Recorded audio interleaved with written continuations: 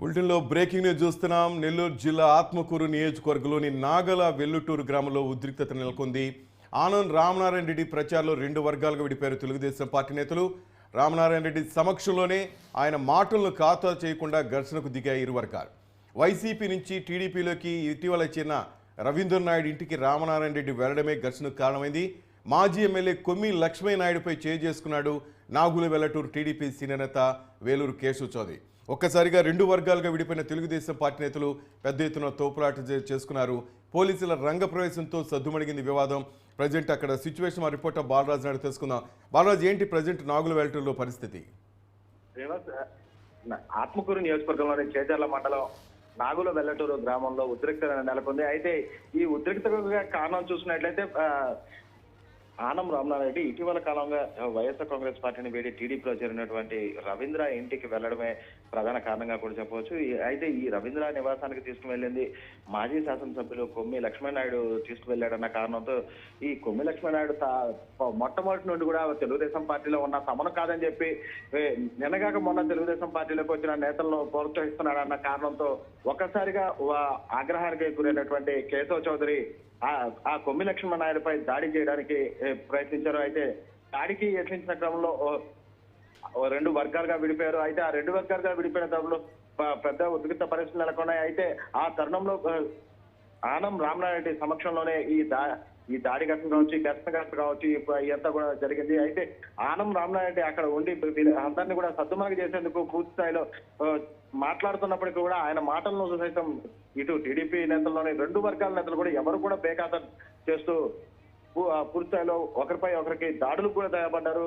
అయితే దాని తర్వాత సద్దుమణిగి చేసేందుకు ఆనం రామనారెడ్డి యత్నించినప్పటికీ అది సఫలం కాకపోవడంతో ఆయన అక్కడి నుంచి జారుకునే పరిస్థితులు నెలకొన్నాయి.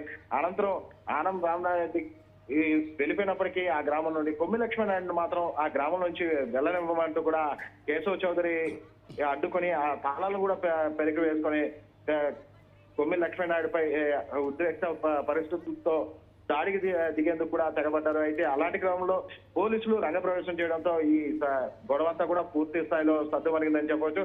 అయితే పోలీసులు రంగప్రవేశం చేసి సద్దుమణిగి చేసిన తర్వాత ప్రస్తుతం సాధారణ వాతావరణం అయితే నెలకొని ఉంది. శ్రీనివాస్, బాలరాజు, కొమ్మి లక్ష్మీనాయుడు అంటే చాలా సీనియర్ నేత. అలాంటి నేతపై ఇతను చేసుకోవటం కేశవ్, ఇది రేపటి పోలింగ్ పైన ప్రభావం చూపించే అవకాశం ఉందా? రామనారాయణ రెడ్డి వెర్షన్ ఏ విధంగా ఉంది? ఎందుకంటే వైసీపీ నుంచి టీడీపీలోకి వచ్చిన వ్యక్తి ఈ విధంగా చేసుకోవటం ఇదంతా చూస్తుంటే రేపు ఎఫెక్ట్ ఉండే అవకాశం ఉంది కదా? శ్రీనివాస్, ఇక్కడ చూసుకున్నట్లయితే ఇతను కేశవ్ చౌదరి గత కొంతకాలంగా కూడా తెలుగుదేశం పార్టీలోనే ఉన్నాడు. మొట్టమొదటి నుండి తెలుగుదేశం పార్టీకి నా సీనియర్ నాయకుడు. ఆ నాగుల వెల్లటూరు గ్రామంలో ఎక్కువ శాతం కూడా టీడీపీకి ప్రభావితం చేసిన వ్యక్తి కేశవ్ చౌదరి. అయితే నిన్నగాక మొన్న జాయిన్ అయినటువంటి రవీంద్ర నాయుడు ఇంటికి రామనారాయణని తీసుకెళ్లడం, ఆయనకే పెద్దపీట వేసేలా అక్కడ చర్యలు చేపట్టడం, అక్కడ కూర్చొని మీటింగ్ పెట్టాలనుకోవడం, ఇవన్నిటికీ కూడా ఈ సీనియర్ నేతలందరూ కూడా ఒక్కసారిగా ఆగ్రహం వ్యక్తం చేశారు. ఆ పరిస్థితుల్లోనే ఈ ఘర్షణ వాతావరణం అయితే నెలకొంది. అయితే ఈ ఘర్షణ నెలకొన్నప్పటికీ ఇక్కడ టీడీపీ ఓటు బ్యాంక్ మాత్రం చూసినట్లయితే గణనీయంగా ఒక గట్టిగానే ఉంటుందని చెప్పొచ్చు. అయితే ఇక్కడ మొట్టమొదటి నుంచి కూడా ఈ నాగుల వెల్లటూరు గ్రామం తెలుగుదేశం పార్టీకి మంచి కంచుకోట.